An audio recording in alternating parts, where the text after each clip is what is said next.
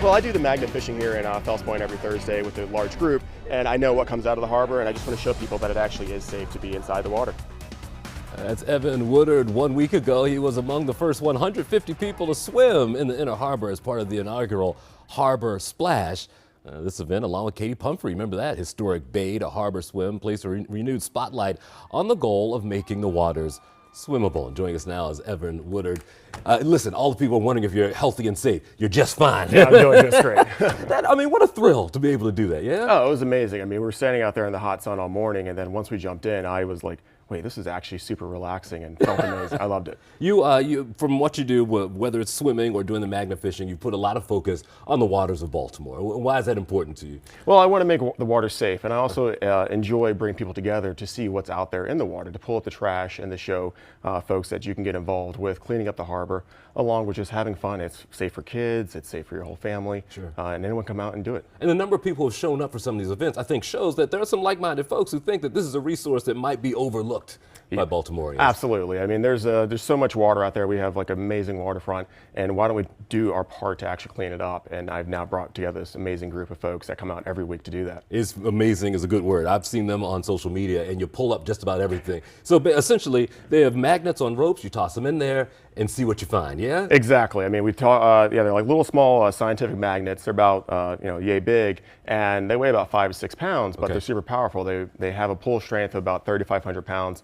For the maximum size ones, and you can find anything from a scooter to a bench, even a motorcycle we pulled out. You pulled a motorcycle out? Yeah, that was last summer. How many people did it take to get About 3, yeah. We had to call some people by and help me out. Oh my God. Well, I heard you earlier talking about one of your favorite finds. Describe that again for us. Yeah, this was a Victorian bench that I pulled out in Fells Point. It dates to about the late 1800s, and I took the time to fully restore it, and I had one of my other friends actually make the new wood slats for it too. Get out of here. It's beautiful. So do you change locations week by week, or just from that one spot? There's plenty to go each week. Well, I mean, when we first started, we were just doing one spot, but then we started moving around Fells Point, okay. And now so every week we constantly rotate where we're at, and we're always finding new things. And even spots that we have done before that we didn't find anything, a day later or a week later, something new churns up. Where did this idea come from? Like, what made you go and start doing it? Honestly, I saw a few videos on YouTube, yeah. And then I said, well, I can do this here in Baltimore. We've got a historic waterfront. There's a good chance that we actually find something that is old here. Yeah. And so I went out, put the call out on my Instagram, and people started showing up.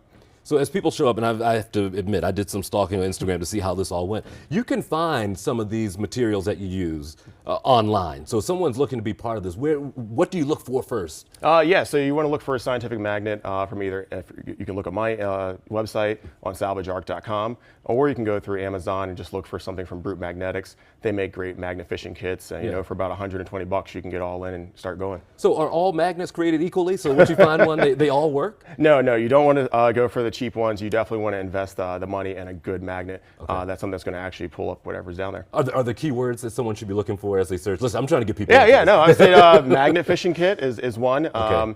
And grappling hook is another tool that you'll definitely want to have when you're out there. When you look in the water now, tell me about the improvement that you've seen. I think for some people, when you look at it from afar, it's hard to believe. And you could hear, I'm sure you heard the comments as people were going to go swimming.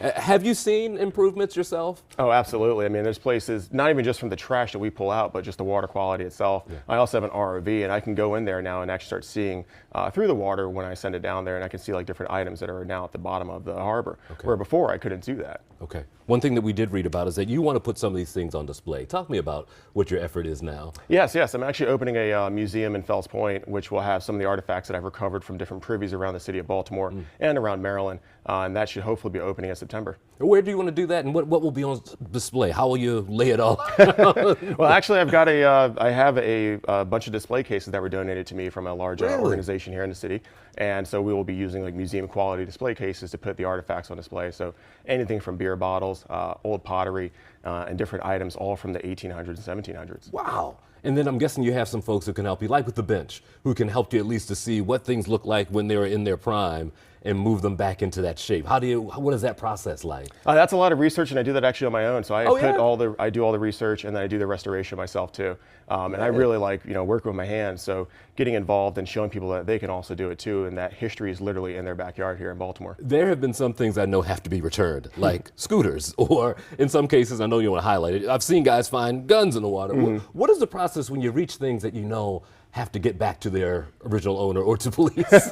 Well, for police, if it's something that we do find, in that case, we just contact them. Okay. But as far as scooters or anything else, Maryland has good salvage laws where finders keepers, basically. Okay. And we actually take and recycle a lot of the things that we find. All right, tell me about your business and where people can find you, and if people want to get involved, what they need to do. Yeah, my business name is Salvage Arc, like archaeology, and then you can find me at salvagearc.com or on Instagram at salvagearc. Okay, if people want to go, listen, you go on Amazon, you go anywhere, and it's, give me the keyword again, scientific. Scientific magnets are for magnet fishing kit.